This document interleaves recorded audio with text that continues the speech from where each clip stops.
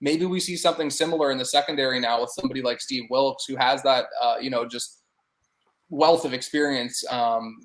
Not only at the NFL level, he's played in college. Like he can relate to a lot of what these guys are going through, coming in early, being younger players in the league. So I think with the amount of youth the 49ers do have in their secondary, that could end up being a big return on investment, not only just for what he brings as a defensive coordinator, but his ability to develop those guys on the back end.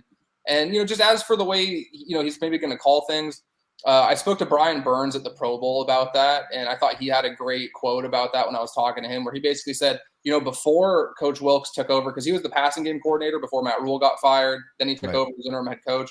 So once he took over, he said that what they were stressing in defensive meetings was before Wilks was the defensive coordinator, Burns was dropping into coverage a ton. They were doing a lot of things with him that, while it's creative, you want guys like that are elite pass rushers to just focus on getting after the quarterback. So basically what Burns said was once he took over, he's like, I got to pin my ears back and get after the quarterback. He emphasized putting guys in positions where we were going to succeed and where our strengths were going to be maximized.